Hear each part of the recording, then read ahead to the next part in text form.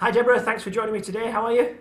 Hi, Paul. I'm great. Thanks. Thanks for having me on today. My No, you're first very, very welcome. live. So yeah, Yeah, hopefully it goes always a well. new experience, always daunting prospects, but they usually go okay. And I'm sure the next 30 minutes will absolutely fly by. We've got some great content, some great advice. Our audience obviously is primarily finance leaders who have that concern around cybersecurity, which is where your expertise will add value today. So if that sounds like you probably want to stick around and be with us for the next 30 minutes.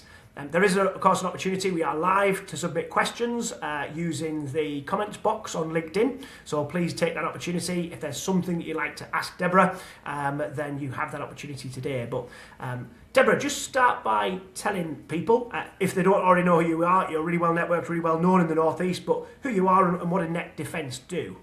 So my name's Debra Cairns. I'm currently the managing director here at Net Defence. We're an IT MSP provider. We have cyber at our core, so everything that we do from an IT point of view has that cyber resilience and security heavily built in, as well as cyber resilience services as a standalone area for us as well. My background is I used to be an accountant, so I've been on both sides. So I remember what it was like being an accountant and those tough, stressful days. And now I'm looking at it from the other side in what the risk and cyber threat is for that particular function within your business. Thank you, which is exactly why we decided this would be a brilliant opportunity for our audience. For those that might not know me, our business is Paul Card Recruitment. We specialise in helping businesses in the Northeast appoint the right finance professionals at the right time. So that is, as you know, from CFOs to finance assistants. But Deborah's background as a chartered accountant and a business owner and as a cyber security expert, we thought was a brilliant topic to bring to those people today. So why should cybersecurity matter to finance leaders, Deborah? I think there's this myth that cyber is an IT problem, Paul, and it's easy to associate with it because when it's coming through, it is coming through on your IT systems. But really, it's a people problem, it's a trust problem, and when it comes to finance, you're a prize that they want. A lot of cyber crime and a lot of cyber attacks will result in money leaving your business, and your finance teams and your senior leaders in that function, they make the ultimate decision as to whether that money leaves your bank account. So it makes them an absolute prime target. Yeah. So finance teams, as you said, are a primary target. For what kind of reasons? They hold the keys to your kingdom when it comes to finance. So if we talk about IT, they hold the keys to your kingdom for your IT infrastructure and keeping it safe and secure. When we talk about the accounts team, they deal with a large volume of email-related communication. So they've got receiving invoices, customer statements, supplier statements, constant in and out of communication. It requires them to open up attachments, really looking at what money needs to come in and leave the business. And in that high pressure, time sensitive, that makes them a prime candidate for a cyber attack. Because most attacks come through on email and they're coming to the human in your business, not necessarily through your technical, like your firewall. I often refer to them as human firewalls. They are making those decisions. Do they open a document? Do they click a link? And ultimately, does the money leave your business? And that's why they're a prime target. Yeah, and as you say, you can have all the segregation of duties, all the risk and control procedures in place and in process that you want, but ultimately the vast majority of failures in my experience come down to human error. Ironic that we were kind of preparing for today's presentation, but my email address was spoofed yesterday. My office manager received an email. Fortunately, it was from John Paul Card, so not many people know that actually my first name is John. Fortunately, Lynn does. So when the request was to set up an urgent WhatsApp group and she would receive further instructions when she set up the WhatsApp group, it was pretty obvious. But in that moment of panic and hesitation, that's where human behaviour dominates processes and controls sometimes, isn't it? It really does, Paul. At the end of the day, they're layering up. They're not coming out with a single request. They can do it sometimes over a really long period of time, intercept genuine communication and put themselves in there using a genuine email account sometimes if that email account is being compromised. On the other side, they're pretending to be someone. They're going to do it slowly, they're going to layer it up, and they're going to add a sense of urgency, or they're going to come straight at the urgency piece. And it's that at the end of the day, when you're working in an organisation, sometimes you know who your senior leaders are and you talk to them every day. Sometimes you don't.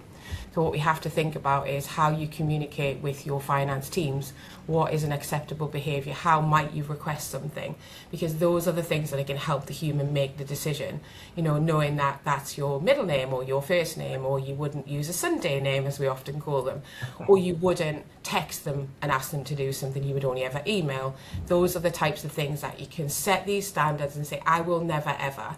So my organisation, I've told them, I will never ever ask you to make a payment on anything other than email, and it will have some reference data attached to it. I think the other thing that you can think about is that secondary check. So you get that fake email, that fake voice note sometimes, that fake text message, WhatsApp's being used now. Basically any digital communication channel is being used. Give the confidence to your teams, even as a CEO, a business owner, to ring up after you've received that message with, hi, I'm really sorry to bother you, I've received that message.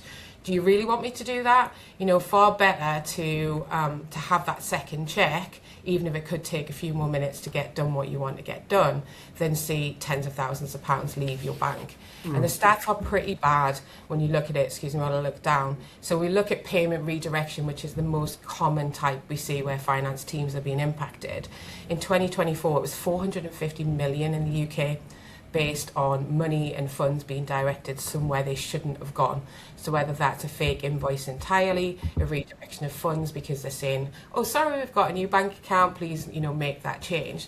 Those processes are great if you've got them, but when it comes time sensitive, we're going to cut off a critical service, we're not going to deliver something to you, or it's a boss or a senior leader going, just do it. Those are where the processes then are just go out the window at that point. Yeah. And that's a big worry, isn't it? Those numbers are shocking. But of course, the attacks are getting more sophisticated all the time. You've mentioned a couple of theirs, but what are the other kind of big cyber risks that are facing finance teams right now, and how are they evolving? I think predominantly it is email, and I think that hasn't changed for years now, email, because we use it so heavily and we get so many of them.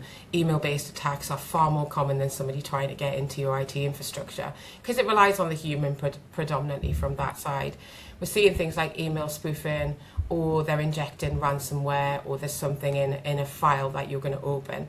And being a finance organisation, you're going to need to see that invoice to be able to pay that invoice, whereas other organisations you can say don't open an attachment if you don't know the sender. You can't really do that in a finance team. I think the other thing that you need to really, and it's a common thread right now, is AI. So long gone are the easy to spot fake emails, the easy to spot whether it's a grammar mistake or whether it's the logo that's being used. All of that has absolutely shifted with the use of AI, and we're all using it for positive reasons in our business, but so are cyber criminals using it to get a better chance on an ROI. I mean, they're looking at return on investment themselves, but what they're doing is they're targeting senior leaders. So whether that be your FD in an organisation, they're doing their research. So phishing is there. The success rate for phishing emails is about 17%. If you switch that up to spear phishing, so that's where you've targeted an individual within a business, the stats go up to about 52% success rate. So what they'll have done is had a look about Paul. Who is he? What does he like to do? What is going to resonate with him? What's going to make it feel real? What's going to make it feel believable? Then adding in that sense of urgency, act now, or using something like police. So getting an email pretending to be, you've been caught speeding. One example I was given was somebody who opened up and made a payment to Manchester Police Force when they'd never been to Manchester for a speeding fine, because it said if you pay it now, you can have it for half price. And it's those types of tactics that they're using, really preying on our bias, and not being aware of that bias yourself. You're going to make that in the moment decision. They want you to just act. They don't want you to stop. They don't want you to think. When we talk through all of the examples that we see, when you look at it, you go, I wouldn't get caught by that. But in that moment, at that one point, they just have to get lucky that one time. We have to be lucky every time we see one of these emails. Yeah. And with AI, for example, one thing that perhaps worries me is voice recognition. Things put on my social medias about, AI answering services and things like that. And obviously their ability to sound like a human is incredible. Do you think we're in danger of getting to a point where, for example, this recording could be used? They start to learn to speak how we speak, and is that an issue that maybe even the industry's considered about how voice recognition and voice AI may be used to improve criminal behaviour in the future? I think it is absolutely going to make it easier for the criminal. There's no doubt about it. Those types of crimes aren't new. There was a big case a couple of years ago where it was a deep fake. It was a voice call. It was an overseas FD telling somebody in the UK urgent payments need to be made. They were smart enough to ask for it to be done over 12 payments, so it didn't flag material value in their systems. And I think it resulted in about 12 million leaving that business. Wow. And it was, they didn't know the individual, they'd never been on a call with them before, so that unknown was there straight away. But it was believable, and that was a couple of years ago. Now if we take in what we're seeing, and the fake videos we see online, and we laugh at them and like, oh yeah, that's not real. But sometimes we look at it and we think it is real, and it's not expensive.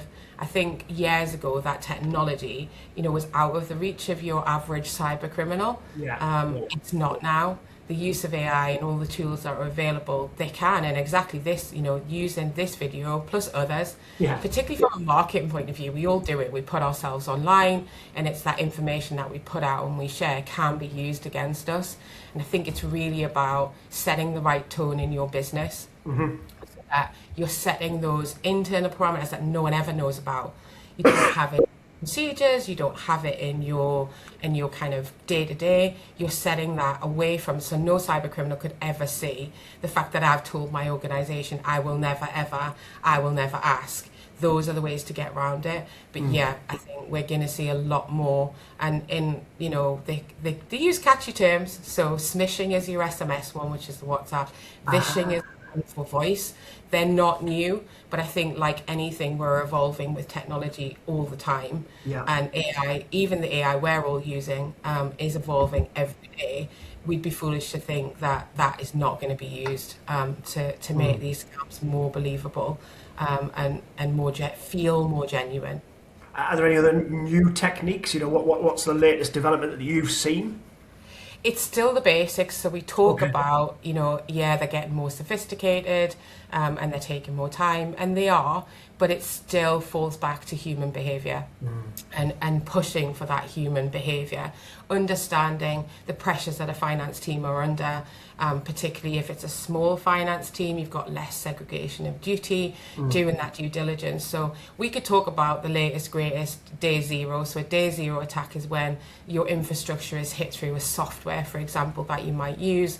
It's something that's never been seen before, and they are investing time and money in those, but the return on investment is much higher on looking at the human within the business and manipulating that human into making that split-second decision to open a file, click link, or in the case of a finance team, make that payment. So yes, it is getting more sophisticated, but we need to look after the basics first and really help the humans in our business to do a better job for us and being our human firewall, Paul. Yeah. What would that kind of direct financial impact typically look like? I think you're looking at money and money leaving the business, but we shouldn't underestimate the emotional toll that it has. And I think what we forget when we talk about all of these different scams that have happened, so whether you're looking at big scale like JLR or a small business around the corner who gets scammed for money, the financial impact is always proportional to the size of the business that is hit. But what we forget about is they're a victim of a crime. So cybercrime still has this stigma of don't tell anybody. It's going to ruin your reputation. And it does unfortunately still do those things. And it is that reputational damage. But going back to the human side, someone in your business has made a decision to let money leave your business, and they know it's happened, that emotional toll on them. You find most people that work in finance have absolute pride in getting their accounts right and their analysis right, and they take, it's very, very to the penny and they're very methodical, and they're very detailed orientated, and to go through that kind of where they made that decision for that money to leave that business, they feel responsible. They feel guilty, and we forget they're a victim of a crime. They didn't just go in and steal that money. I think we forget that sometimes when we're talking about these cases. Yeah. Do you have any idea of how many crimes go unreported, or dare I say even unresolved?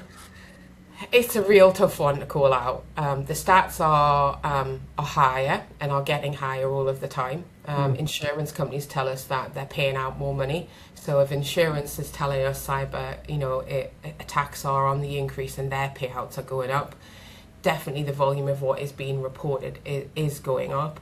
But I think proportionally, there is still a large percentage that goes unchecked and unreported. And it's that shame and the embarrassment. It's that fear of reputation. What are my customers going to think about me? What are my suppliers going to think about me? How is that going to impact my future growth? How am I even going to recover from it reputationally to even continue doing the business I'm doing today? And I think that's really that is what is still driving this to be buried. I think what is good is that we're seeing big names stand out and say, we've been attacked.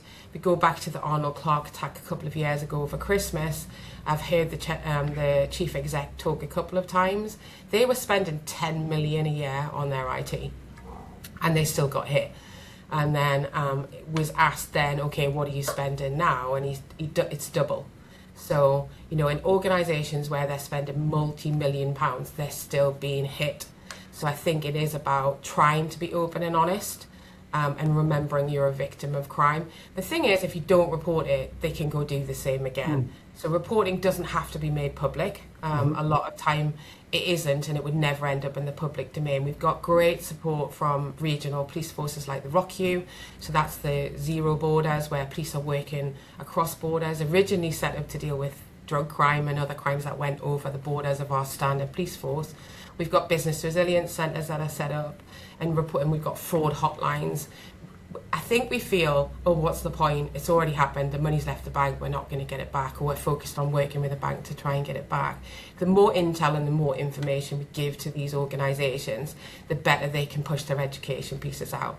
And maybe they can understand and identify. If you imagine if one criminal hit 20 businesses and no one reported it, we don't know how they did it. We don't know what their style was. They're not learning from that. If we all report that, something is going to be taken for each one of those 10. There's something to be learned, and then it can change how we put out guidance. It can change software and how it's programmed. There's a lot to be gained from reporting, but I do completely understand.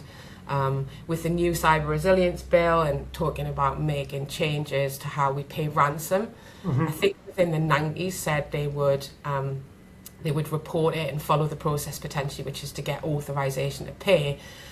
But the same audience, almost identical in percentages, said they'd probably pay it if it was their business and it meant their business being able to survive. So, I think it's a real double-edged sword and a real challenge for businesses. So if a finance leader of a SME business, let's say 10 to 50 million, is watching this right now, what are the most common attacks on a business of that size, and what should they be looking out for? It's phishing. It comes down. I know I'm banging the same drum over and over. It is phishing. One of the most powerful things that you can do is bring in what we call phishing simulation training. We have it within our sister of companies, so we're 7 sister companies that all work alongside. It's about 500 employees. It's become a bit of a sport, which would say, is that not distracting from what it's designed to do? But actually, that's exactly what we want it to do. So we put out multiple emails, we tailor them to finance, we tailor them to different people within the business, and we try and trick them into clicking the link. If they click the link, it'll say, unlucky, we caught you. You'll get a small education video to remind you about what you shouldn't have done. If you do click and report it as phishing, it'll go, well done, you found the simulated one. Where the sport element comes from is no one wants to be on that list, no one wants to get caught, so they're constantly thinking.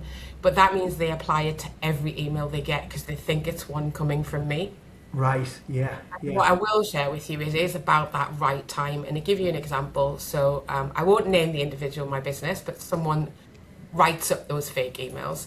and set them up and set them in advance, and then went about their daily business, clicked on their own link a matter of weeks later. And it was an agitation because the email said the IT manager had changed the policy, and it's like, how dare you? I need to sign that off. Douche click. He'd written that email, so if he can get caught in that scenario, we're all exposed to it. You're going to invest time after your technical controls. Think about phishing simulation training. It keeps it at the front of everybody's mind. And when it comes to continuous training, try and make it relevant for your employees at home. So every year, just before Christmas, we do a safe online shopping one, because if they're safe at home, they'll bring that safe behaviour to the office. But it is about, think about emails and investing in your humans the same way you invest in your technology. If you think about taking it back to finance, you wouldn't put somebody in a finance role who isn't qualified or has the level of experience to do that role. But we're not doing anything to get their cyber experience up to even to a basic level. So that, really think about it in the same way as health and safety, finance training, HR training, policy training. Just bring cyber into that bundle and really set up your people for success. Great advice. Yeah. Is there anything else that you think finance leaders should do differently to what they might be doing already? No blame culture is critical. And what I mean by that is when you do engage, the likelihood is you've got two things will happen at the end of that. So you've either transferred the money or you've engaged and clicked that link. You'll either know immediately that's not right, or you'll walk away and you'll not think anything of it, and it is either left or right in this scenario. If you've clicked it and you recognize it, or you've made the payment and you know what you've done, and you don't live in a world with no blame culture, why would you report yourself? So if you clicked a link and you've potentially downloaded something, or you've shared your credentials in some way, if you immediately tell your IT provider or your internal IT team, then they can do something about it, and those seconds and those minutes can mean everything. I think we still think about the guy in the hoodie in a room, and there are some of those still there, but a lot of this is organised crime now, and it's done by multiple laptop bot farms. So it's not a human waiting for you to engage. So you have that small window where you've engaged, but they don't know you've engaged yet. And if you can notify and self-report at that point in time, you've got a really great chance of either stopping it from going any further or even stopping it altogether. And the other thing is, if that money is, you've processed that payment, the banks have got really great controls now. They know what is happening. They can pull that money back. But if that person thinks, oh my God, I'm in so much trouble and I might lose my job, they're not going to tell on themselves at that point. So what we do as an organisation is, if you do click on a link or you self-report yourself, you will get an email from my head of operations thanking you for reporting it. And then the managing director of that business will also send an email saying, great job, thanks so much. Even if they clicked the link, even if they did the wrong thing, celebrating that. It's like gossip, right?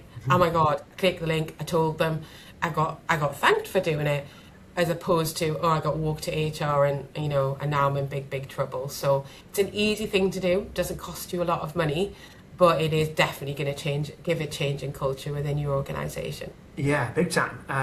Do you think most people would still see it as a disciplinary offence?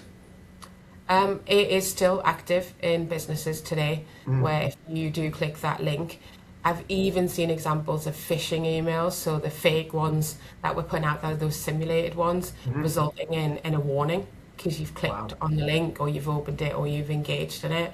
And all that is going to do is just make people terrified even more when they're probably already a little bit scared. The power of self-reporting, I can't emphasize it enough.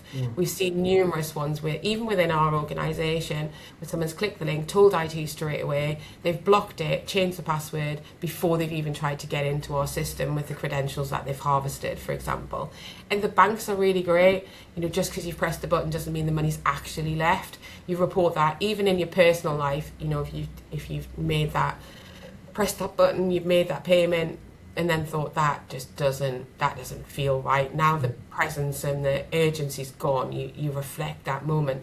Ring the bank, because more often than not, if you do it quick, they can get that money back. So that kind of that celebration of we're all in it together, rather than I'm here to hit you with a really big stick, is really invaluable. Yeah, great advice. And what questions should finance leaders be asking IT? Probably asking about what they're doing from a training point of view, and how they can proactively support their humans within their finance team, understanding what controls are already in place within the organisation to protect. So you're understanding, as a finance director, as a senior finance leader, where is the risk? Where does it sit? What certifications do we have? What prevention controls do we have? You don't need to get mega technical on it, but if you've got nothing other than your firewall, you've got no email filtering, you've got no antivirus in there, all of those things will give you confidence that your IT is there and supporting you. And if they're very quiet when you ask, it's a bit of a red flag. You probably want to ask a few more questions at that point. And also tell us how we can behave better to reduce the risk for you guys. I think more often than not, we go to IT and we go solve all our problems. Whether it's password's not working or whether you've clicked a link, but actually engaging with them and saying, okay, what can we do better? What habits should we have? What checks should we have? What's really great is we have it, and it is free inside 365. On mine, it's a little red fish in the corner of my email, and if I think it's a phishing email, I click the red fish. If it's a simulated one, it says, well done, you've identified the Net Defense fake email. If it's not a simulated one, you're not forwarding the email around, so every time you forward it, there's a chance someone else is going to click on it. You've reported it, gets checked, and then we report it back. So it's a really fast way, somebody going, that just doesn't feel right, that doesn't look right, and having that pre-check done. So there are lots of little things that you can do that don't cost a lot of money, but can really adjust your security posture. Nice. And if somebody wanted to go one step further and consider cyber insurance, what should somebody need to know or understand about cyber insurance? Yeah, so it's definitely gone through an evolution in the last couple of years, Paul. So I think 2 years ago, maybe around then, it was incredibly difficult to get cyber insurance. And if we go back even further, they used to give it away for free. If you had professional indemnity insurance, they took a bit of cyber insurance. Nobody really knew what it was, but they put it in. We went through that time where it was notoriously difficult to get cyber insurance. Lots of new providers have come into the market and have made it a lot more competitive, and therefore it's becoming a lot more available. What I would say to you is it doesn't solve your problems. To get the insurance, just like any other insurance, you're going to do some due diligence. So if we compare it to car insurance, how many speeding fines have you got? How many times have you crashed your car? What preventative things? Have you got a dash cam in there? Have you got a black box in the car? Those are the types of questions. So it's what your history is, and then what are you doing to prevent? And it's no different with cyber insurance. Also, the thing to consider is not everything is covered by cyber insurance. Just like any insurance, there's a small print. Invest time in understanding what you are not covered for is super, super important. And then the final step is, just because I've got car insurance doesn't mean I don't lock the car, doesn't mean that I don't have an alarm on it, doesn't mean that I don't drive it safely. All of those things still have to happen even when I've got insurance. Insurance is great when the bad stuff happens. It doesn't replace great controls and processes and good behaviour. Nice. And I'm sure this is a whole topic in its own right, but how is AI then changing the cyber landscape and the kind of cyber criminal threat? I think let's talk about the good first, because they always end up with the bad. It's doing great things in how it is taking our technology and that monitoring side and that continuous check-in. And there are lots of great products and services out there that we use every day to protect our clients, and it is really giving us groundbreaking visibility to what's happening. So let's talk about that first, which is great. However, just like any other good versus evil battle in the world, they're using AI against us, as well as us investing in it and getting great rewards from it. It's making things faster. They can do things at scale. They don't need the technical skills they used to have before, because they can go ask, on the dark web for instructions on how to perform a particular attack. So previously that criminal would have had to have that tech knowledge and that understanding. Now they can just go work it out for themselves with a bit of AI woven into it. And even as far as kind of when you're engaging with a bot, we talked about that voice thing before. it's great. We're talking to AI on the phone, and we're booking an appointment or asking for something to happen. Cyber criminals can use that to harvest and get your information and get your login and get your credentials. So definitely there's a good and bad on both sides, just like every part of tech, really. Yeah. But yeah, I think just being aware of it more than anything is the recommended action. Take time, think about it. Good. And we're coming at the end of our half an hour, Deborah. So, yeah, what would be the final kind of advice that you would give to senior finance professional who's watching this video today? I think empower your team to pause and think about it. You know, in finance it is high pressured. There are a lot of deadlines to meet, but empower them to stop and think and build that into your culture. Bring that zero blame culture in, and finally just invest in your humans, just like you do with your infrastructure and your technology within your business. Yeah, super advice. I wonder, again, when was the last cyber training you had with your finance team? If you can't answer that, maybe it's time for a refresher. So, super. Deborah, thank you so much for your time. You give a huge amount of information there, but if somebody wanted to follow up, what's the best way to get in contact with you? You can grab me off LinkedIn, drop me a message. We've got some events coming up in the region as well, so take a look at those. We do beer and pizza networking, which a lot of my team will be there, so you can ask the questions that you want to ask that maybe you didn't get a chance to ask us today. Awesome. Thank you so much for your time. We'll see you soon. Thanks, Paul. Take care. Bye-bye.